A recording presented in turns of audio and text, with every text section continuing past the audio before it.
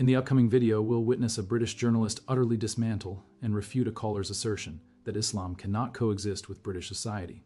These remarks follow J.D. Vance's statements made several days prior. As always, let's view the entire video. I'll share my opinions with you all at the conclusion. I was thinking about the J.D. Vance, and I was listening to you on my long drive down. And I'm not sure whether he's right or wrong, but I think he's echoing what a lot of people are thinking in the UK at the moment, on the basis that we have all these horrible scandals, we have all these horrible comments, the hotels, the migration is the number one topic in this country, people protesting. And I think what we've got is an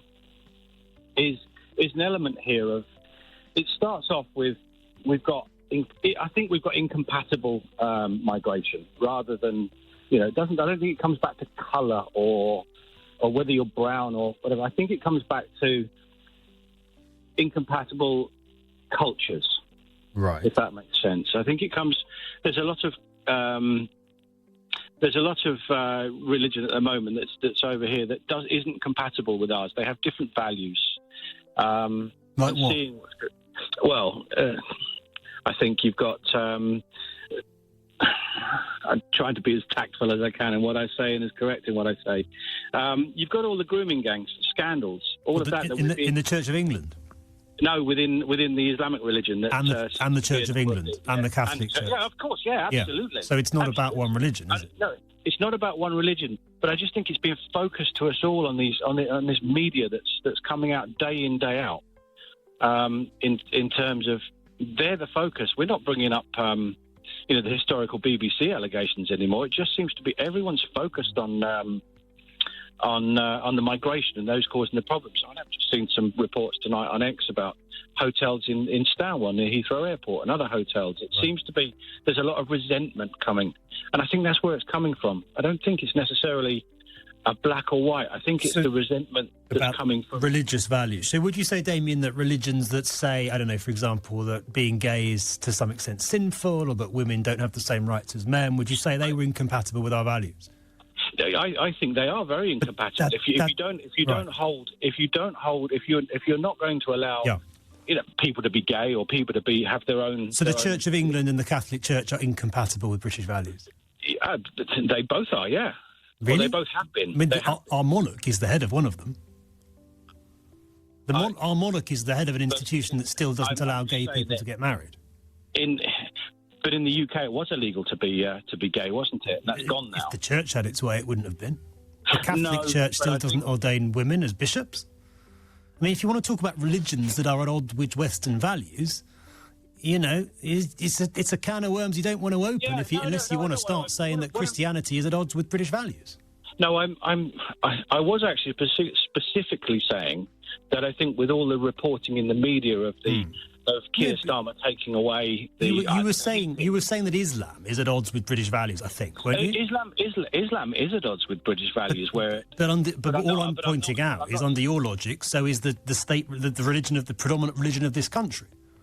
Yes, and I'm not necessarily agreeing with the predominant religion of this country. What I'm saying is they're of different values. They're my personal thoughts. I'm not necessarily deeply religious, and I know that this is sorry, Dave. The Church of England is at odds with English values. No, but that's what you're telling me. That is what you're telling me. You've just told me that the Church is at odds with British values. I think the Church. I think as we've progressed with our British values, and we've accepted that 30 years ago you had to hide if you were gay, didn't you? You don't anymore in you still can't get married in the Church of England. No, you can have civil partnerships, etc. You still can't get married because the Church of England thinks that a gay person marrying another gay person is not right in the eyes of God. Yeah, no, I get you, and I did say to the person on the phone, I was sort of I wanted to have a point and sort of say it's a multitude of points. I think I've got the hotels are the money spent on hotels, the immigration, the boats. It's just so much in your news feed every single day, no matter where you look. Yes, it is, but it doesn't mean it's right. It doesn't mean that migrants are destroying our civilization. Yeah, okay. I'll stand to be corrected. So you agree that immigration isn't destroying European civilization? I wonder. Yeah, I'm not sure. I think that I have to be careful what I say here. Yeah. All right, just say it. I do think it is spoiling. It is against the civilization. How?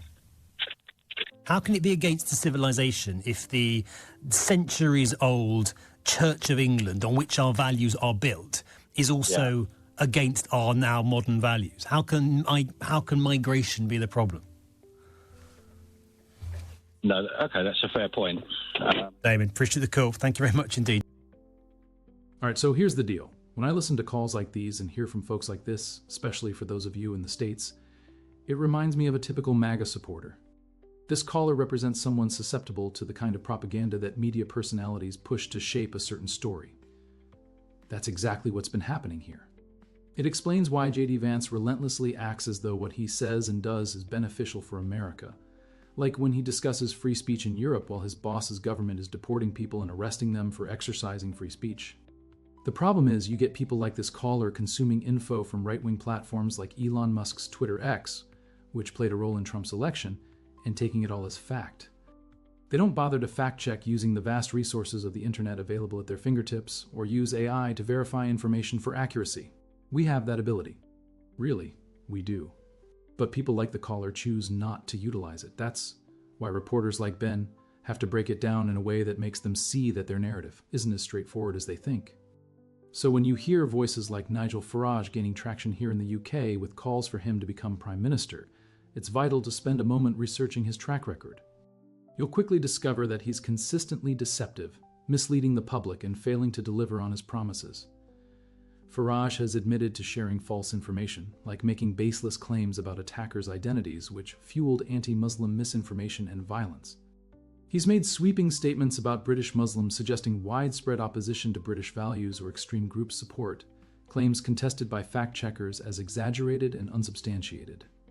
Farage tends to spew negative rhetoric about Muslims, painting the entire demographic with the same brush based on the actions of a few. This bears a striking resemblance to what many of my American viewers have experienced with Donald Trump, who tried to generalize entire groups due to a few bad actors. In the video we watched, the moment the reporter challenged the caller by pointing out contradictions like the Church of England's alignment with British values, the caller was left floundering. It's baffling that even in 2025, people still fall for this kind of stuff. It's mind-blowing that this continues to happen. The very first thing I do when I hear a report is dive into my own research to validate the information. It's crucial to understand that the source where you receive information greatly influences how it's presented. So, make sure you always do your own investigation. I'd love to hear what you all think in the comments. Regarding immigration, yes, I believe bad actors who enter any country should be dealt with, absolutely. However, the inflammatory rhetoric from figures like Nigel Farage and his party reform around immigration is unacceptable. And here's why. With a bit of digging, you'll often find that the UK and the US, where many of us reside, have historically meddled in these countries, contributing to their instability and driving people to seek refuge elsewhere. We ought to reflect on this reality. Share your thoughts in the comment section below. We're just 500 subscribers away from hitting the 50,000 mark. Massive thank you for your support in such a short time. Please do me a huge favor, give this video a thumbs up to boost its visibility through the YouTube algorithm and reach more viewers. Also, if you haven't already, consider subscribing to the channel. Thank you all, and I'll catch you in the next video.